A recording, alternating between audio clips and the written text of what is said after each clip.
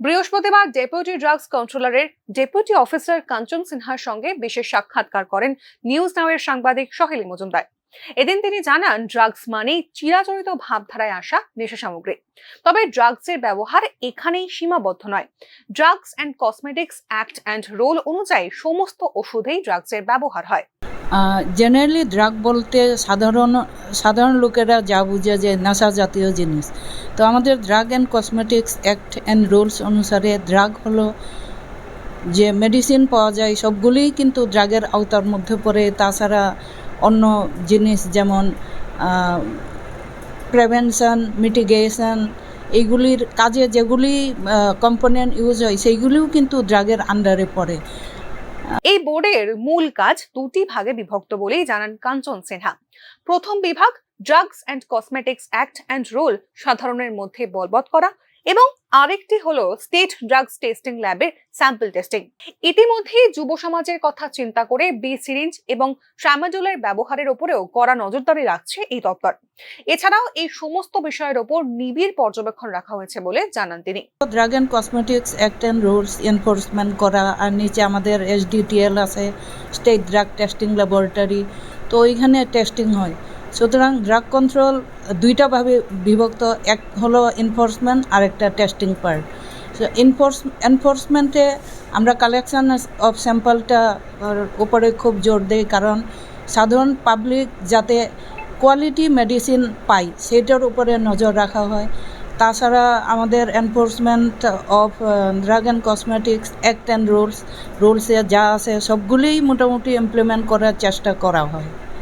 তো এক্ষণে আমরা যদি যুব সমাজের কথা বলি, বিডি সিরিঞ্জ বা অন্য নেশা জাতীয় যেগুলি মেডিসিন ইউজ করা হয়, স্পেশালি ডিসকর্ডেন্ট ফসফেট, এইগুলি ট্রামাডল ট্যাবলেটস, তো এইগুলির উপরে খুব নজরদারি দেওয়া হয়। ইভেন আমরা গত বছর থেকে এখনও মাঝে মধ্যে আমরা ইন্টেনসিভ ইন্সপেকশন চালু রেখেছি। গত বছর সারা রাজ্যে ইন্টেনসিভ ইন্সপেকশন হওয়ার পরে বিডি সিরিঞ্জের চাহিদা কিন্তু অনেকটাই কমে গেছে। যারা জেনুইন, যারা যেমন ডায়াবেটিক পেশেন্ট বা যাদের খুব দরকার রোগীরা, ওদের ছাড়া আমরা প্রেসক্রিপশন ছাড়া বলে দিয়েছি যে কাউকেই যাতে বিডি সিরিঞ্জ না দেওয়া হয়।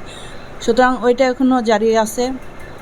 তাছাড়া আমরা যেমন নার্কোটিক্স ড্রাগস, ট্রামাডোল বা অন্য এইগুলি, তাছাড়া আরেকটা প্রবলেম আছে ট্যাপেন্টাডল ট্যাবলেটস, ওইটা নার্কোটিক নয় কিন্তু শিডিউল H1-এর অন্তর্ভুক্ত। এইগুলির উপরেও খুব জোর দেই। আমরা পারচেজ রেকর্ডগুলি দেখি, সেলস রেকর্ড, ইভেন ব্যালেন্স যে স্টক আছে ওইগুলি মিলিয়ে দেখার পরে আমরা অ্যাকশনও নেই যদি ওইখানে কোনো ভায়োলেশন পাওয়া যায়। দেশের প্রতিটি ওষুধের দাম নির্ধারণ করে ন্যাশনাল ফার্মাকিউটিক্যাল প্রাইসিং অথরিটি। এই সংস্থাকে সাহায্য করার জন্য সারা দেশে সর্বমোট 36টি ইউনিট রয়েছে। রাজ্যেও এই Tripura price monitoring and resource unit চালু আছে। এছাড়াও এদিন তিনি ফার্মাসেহি দাম অ্যাপের সুযোগ সুবিধার কথাও বলেন। এই অ্যাপে গ্রাহকরা একই উপাদান বিশিষ্ট তবে দামের হেরফের থাকা পছন্দ মতো কোম্পানির ওষুধ নিজ বিবেচনায় কিনতে পারবেন। আমাদের যে মেডিসিনের প্রাইস ওইটা নির্ধারণ করে ভারত সরকারের অধীনে ন্যাশনাল ফার্মাসিউটিক্যাল প্রাইসিং অথরিটি, বা সংক্ষেপে আমরা NPPA বলেই জানি।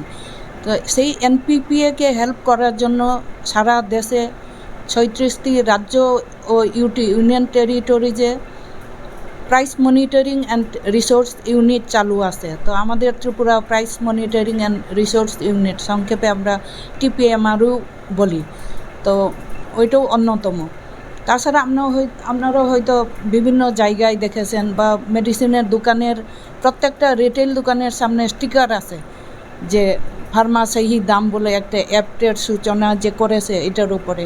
তাছাড়া হোর্ডিংও অনেক জায়গাতেই দেখতে পাবেন, হসপিটালের সামনে বা বিভিন্ন ক্রাউডের জায়গাতে। তো সেই ফার্মাসেহি দাম অ্যাপটাও হলো QR কোড দেওয়া থাকে ওইখানটায়, বা আপনারা ডাউনলোড করে সেই প্রাইসের যে কোনো একটা মেডিসিন কম্পোনেন্ট সেম, তো বিভিন্ন কোম্পানির দামের যে ভেরিয়েশন ওইটা আপনারা ওই অ্যাপটার মাধ্যমে দেখতে পারবেন। ডেপুটি ড্রাগস কন্ট্রোলারের ল্যাবরেটরিতেও বর্তমান সময় উন্নত প্রযুক্তির মাধ্যমে কাজ করা হচ্ছে। আগামী দিনেও এই কাজ জারি থাকবে বলে জানিয়েছেন Kanchan Sinha. Bureau report, news নাও।